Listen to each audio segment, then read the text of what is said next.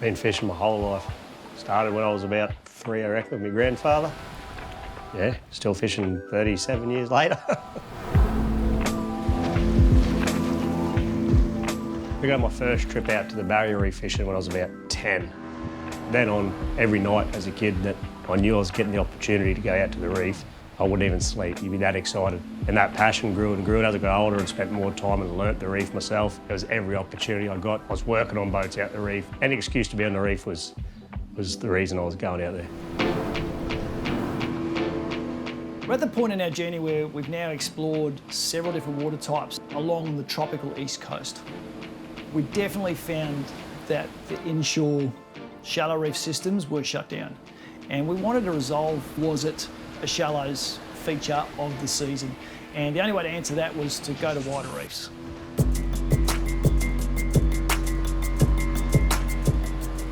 The plan for the Outer Reef Day was to go and attack a few isolated bommies, get a lot of natural current pushing against them along with the tidal flow, so there's 2 different currents pushing against them. It's a great place for the fusies to hide out, which also means the GTs are getting very close behind. There's certainly been an abundance of food around. We've had to work with the weather, so the weather conditions have not always combined with the best tidal conditions. We pushed out into an ocean that was one of the most glamorous we'd seen in a long time. It was like a lake. There was virtually no swell. There was not a breath of wind. It was the complete definition of a glass out. You don't see it this calm very often. You can barely make out the horizon. Sometimes that makes very difficult fishing conditions due to the fact that the visibility is incredible and the fish can see so much. We're already starting to see signs of bait activity on the surface, which straight away lends itself to surface fishing approaches. And I think, as we always do, we're going to mix it up and see what's going to try and generate that bite. I think for me, I want to go big and fast to start with. You can always go slower and smaller as the day goes on if you find that's the bite. And it looks like you're going noisy. I'll go big and noisy. I'll keep it mixed up and we'll just see if we can create a bite on the popper. It's time on, because I reckon I can hear, you hear bait fish in the background, so.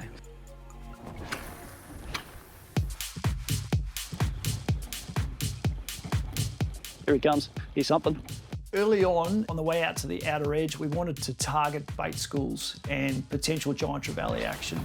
The tide's just starting to run. We're starting to really get these fusies boiling up on these edges. In little current channels around certain isolated parts of the reef, there was definitely fusilier action. There was nervous bait starting to get pushed up, so we had a good throw at some of those. Nice pack over there. We hit those We ones? haven't hit them ones, no. On I think our 8th or 9th school that we came to, finally one GT erupted on a lure. Oh, there it is. There it is. Fun fish. Big body roll. That was very cool. It's always interesting when you look at where fish are hooked when they come up. And the first interesting part we noted was that it had sideswiped the lure. It hadn't really come and eaten it, just was a kill shot basically, and it had been pinned on a treble. So that told us a little bit about the bite straight away. So we refer to as a juvenile flats GT. They get a whole lot bigger in these parts, and they all hunt as aggressively though. That fish is very dark. We haven't seen them that active at the moment. I think that's to do with the tide, but there's definitely a lot of bait out here. The water's looking a lot cleaner already, which is different to what we've seen in the closer inshore reefs. And for us, that's a good sign. It's a case now of exploring, working with the tide, covering some ground, and hopefully getting to play with more of these and hopefully a few bigger ones along the way. The GTs were there. They weren't big fish, but there was definitely fish there. There he is. He's a cutie.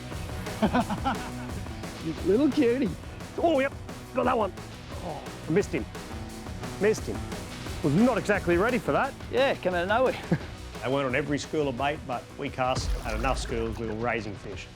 I just love the chance to get up close and personal with them. When you actually look at their fin structure, there's so many fins poking out that just give this already broad fish so much more surface area, and it's one of the reasons they fight so hard.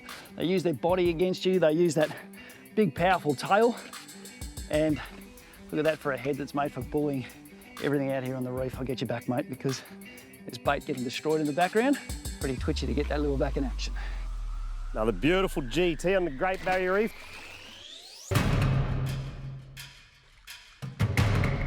We had a mixture of lures, a fast retrieve, skipping, topwater stick bait. Just getting away from that reef edge. Very exciting. No, no, no, no, no, no, no. He's right on that reef edge. I had the more slow, loud, cut-face popper. You right? Yep, love it, eh? Big V pop makes some serious noise. It almost sounds like a fish eating, which is a great tactic to sometimes get fish that are not that active to start coming up to feed. And it didn't take too long before we both started finding bits of activity and the odd double hookup coming our way. We've got clean water today, we've got active fish. The current flow is definitely making them slightly more active, and I guess this is that team sport that we talk about very often, and I've got Nige up the front casting, I'm driving the boat. But the way it works is basically once he's finding the fish, it's given me the opportunity to cast and we're capitalising on the situation. This is exactly why we come to these parts. It's hard to find a more stunning place in the planet, a more aggressive species, and when they're up here pushing bait up like this is what we wanted to do today, just push outside that inshore disturbed water and see what's happening outside. There's obviously still plenty of food floating around, but now it's cleaner. These fish are behaving just beautifully.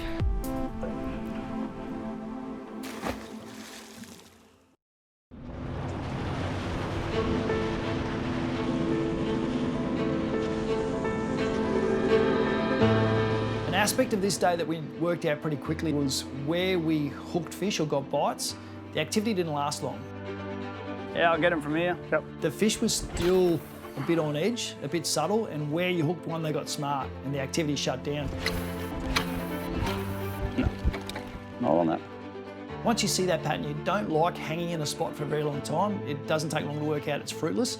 So get in there early, get those bites, and then keep moving. On a day like that, we're hopping between spots. This means that we're covering a lot of ground. So the fact that we had a transducer that could read at speed means we're fishing the whole time, even when we're travelling. Nico's keeping an eye on the sound and he's run over this little deep bommy that is loaded with life. It just looked too good not to drop a jig down on. Oh yeah, it's looking better now. That's good, Shaq. A great way to explore bottom structure is to jig. Put heavily weighted objects down there that look like pretty much straight parts of the food chain, so like a little straight bait fish. Dropping this jig, it's a slow pitch jig, so it does a lot of fluttering on the way down. Sometimes just bring it up above them, a few sort of bigger pumps, get it up high, let it flutter back down, and you're just working that 2 to 3 metres off the bottom at most. As soon as we got down there, we got levelled. Like rods were bending and they were proper fish. They were making us work. Oh, let's see what this one is. You get very excited when you start getting one of those bigger fish towards the top. And we looked down, we started seeing little red colorations coming. We got even more excited. And then they go closer. China, big Chinaman. And we realised it was the old Chinaman curse. In these parts, you find these species called Chinaman fish. They're a great fish, great sport fish. They do carry ciguatera poison, they've been known to, and for that reason they're a no-take species. The Chinaman, gorgeous to look at. They pull like freight trains. A bit of a tease fish. You often think it's a big trout, a big nanny guy, or a big emperor coming down deep, and then you get the wind knocked out of you when you realise, nah, it's just a Chinaman and there's a whole lot of work for not that big a gain. Wow. Whew. Make you pull certainly at depth, and there's a variety of species down there in that sound at the moment by the look of things, so we'll quickly get back in action, see what else we can drum up. Oh. Got him? Well done, Nige. The second drop, what do we got? Big trouty or something? Produced more Chinaman. Another Chinaman. Found the next Chinaman spot in the Great Barrier Reef. And then the third drop, produced more Chinaman. Woo. And they make you hurt. And the fourth drop. I'm puffing, mate. How you going? Oh, you're up too? That's a Chinaman. Hope not. Produce more Chinaman. And Nico was saying, if you can dredge through these, there's often other better fish around. They're a Chinaman. I started thinking, I'm not sure if this is worth the effort. I've got the full leg workout going too. They punish you every step of the way. What a surprise. Most of your reds, be it emperors, nanny-guys, they live with Chinaman. They're very similar fish, very similar feeding habits. Sometimes the Chinaman are just a bit more aggressive. Eventually, they will settle down, and a lot of time that's when your other redfish will come up to the top. How can there be so many Chinaman there? There's got to be a nanny there or an emperor with them. We got to the point where we went, nah, let's try a slightly different spot. Nico found this little isolated rock. Straight away, he's gone, that's a trout rock. There is. Stay off the bottom. We dropped down, both loaded up. You could feel straight away it was a bit different. It's not a Chinaman, I can feel it. Using the most simple of lures, one that's been around for so long, and it is still just as effective as when it first came out. That's the bucktail jig. I remember as a kid watching these presenters, I thought one day, I want to take a bucktail jig to the Great Barrier Reef and do that. And guess what? Here we go. To our pleasure, a couple of nice trout came aboard. Oh, beautiful. The coral trout, that is one of the species we want to play with today. Good sized fish, plenty of meat on them ones, and they're so tasty, so we will be eating well tonight. Well, my jig's starting to look a little bit worse for you. Sign of a good lure. I reckon there's a reason these work so well. And they swim to the bottom like a fish that's running for cover. Swim straight down, and then just that beautiful fluttering action. You don't have to do too much to them. 2 hops and I'm just letting it sit still. Those feathers flutter and the fish are coming on. Easy to work, very effective.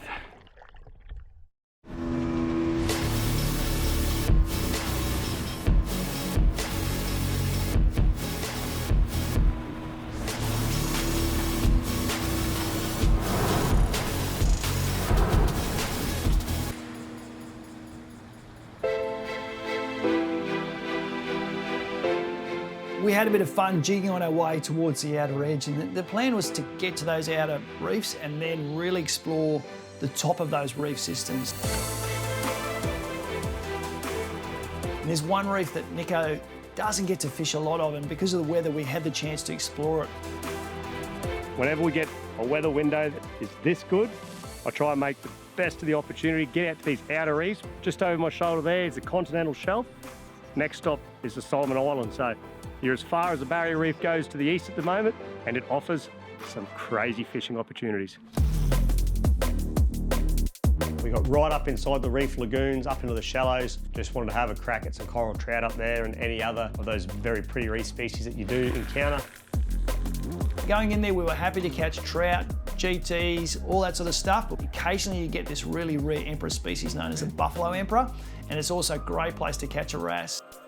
This reef had all the makings of an amazing spot just to look at. And very, very first cast, I've hooked up to this fish. We thought it might have been a passion fruit trout to start with. It gets close to the boat. Trout? Oh no, it's buff. Get in the boat, it's buffalo emperor. In the boat, in the boat, in the boat, in the boat. Nigel, well done. Never caught one. Never caught a buff? Never caught one. That is so cool. Managed to rip it in. My very first buffalo emperor. I was absolutely stoked. They are just stunning to look at, and this is very much a first capture for me, and they are just a glamorous looking fish. Look at the fin structure on them. Fin, we're talking about dots and lines. They have everything to camouflage themselves. They're a very, very cheeky fish. The spearos are very proud of themselves when they spear one of these things. No, they're actually really good on the plate too.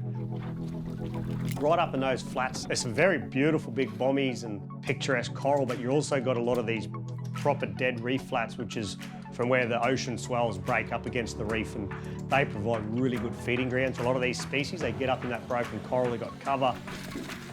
Great spot for bait fish to hide, which obviously means it's always going to be a great spot for predatory fish to hunt. Oh, what was that? We joked about catching a wrasse to really cap the day off, and I think it might only been half a dozen casts later. Could see a fish following it. We weren't sure what it was at the time. It was a long way away. Oh no! Oh, no. Buffalo. Is that another buff? No. Sort of as a twitch and a rip and a pause, and we were both talking, eat it, eat it. We talked the fish into it. We had to work, keep the lure moving. Little wrasse, baby wrasse. Tried to twitch it away from this trout, and this wrasse has just fought its way in and belts, and we were like, you beauty, we've caught this wrasse. And then, as wrasse do, they go, oh, there's a hole over there, I'm swimming into that. And like Nico's like, no, get out of there, drive's over, quick. I had my work cut out for me, and unfortunately on this occasion that fish was just a little bit too good for me. No, he's got me in the hole proper. Well, he thought he was a little bit too good for me. We come back. Bit of smart boat driving from Nige, and got in front of that fish. I'm driving around getting yelled at, as I often do, because I go left and it's dead or right when he wants to go this way. Got it. Come on, come on. He's got on top of this wrasse, and for all money, it's not coming out of this hole. And somehow he's just managed to get a straight pull on this fish, and it's come out. Yes, yes, yes. Yeah, beauty. Oh, yeah. And just to really cap the day off, we ended up with another very unique species, a beautiful Maori wrasse. shade leaders and the lot, we got it on board. Even at that size, it'll make your work, doesn't it? I was in a bit of trouble there. Anyway, how good's that? After those first couple of bites, the fishing completely shut down, and it didn't take us long to work out we needed to change it up, and we were so close to the shelf. We pushed over that reef, out into that water where it drops off into the abyss.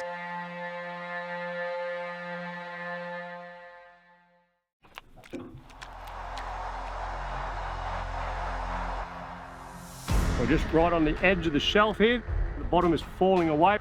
We pretty much targeted the shallower parts of the shelf drop-off, fishing pretty much 45 metres to 150 metres, and that's not a long distance in those parts. Got it? And it's much easier to work the jig and wind it back in 45 metres than it is in 150. Oh, gone.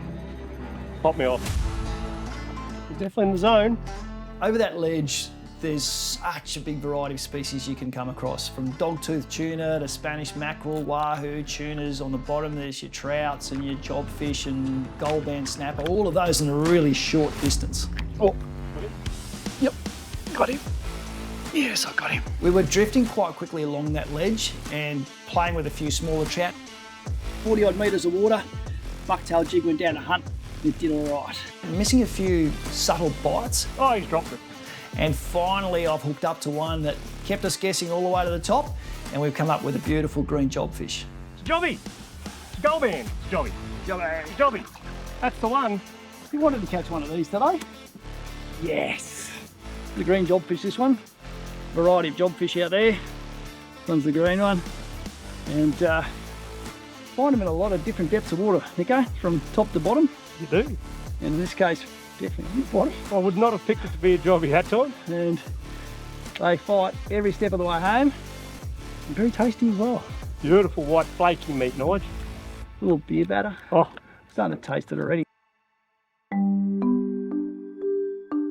At that stage of the afternoon, the ocean is still a mirror. There's no wind. You drive the boat around, it's amazing. It's the air conditioner gets put on, you stop and you start to swelter. It's hot. Nico loves it, he's used to it, but I was feeling every bit of that heat sitting out there with not a breath of air coming our way. it's looking all right. A little bit of life there. And after that jobfish, Nico and Nige explored a glamour ocean across several other spots and caught sweet fire truck oil.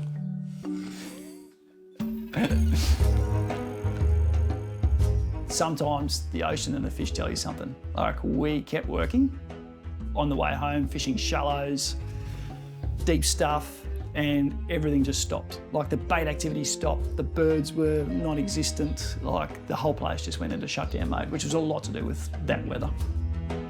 The reef tops are definitely quiet. I think this time of year, the heat might be a major factor along with the fresh. It's something I'm going to do a lot more research into. It's 8 o'clock.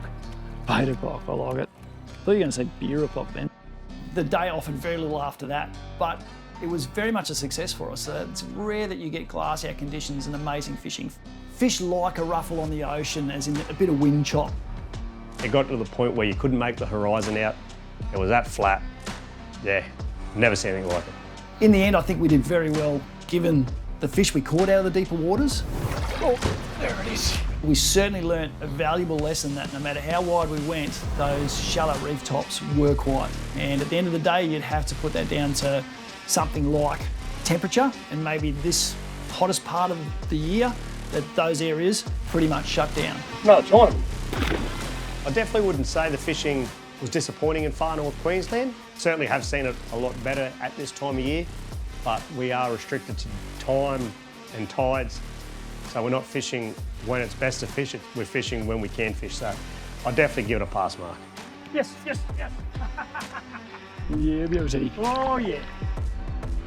Glamour days on the ocean are not always great fishing days, they're great boating days. And it's rare to see a day from beginning to end with no wind on the ocean. And although the fishing was probably a bit tougher than we'd like, you're never going to say no to exploring the most beautiful part of the world on a glamour day like that.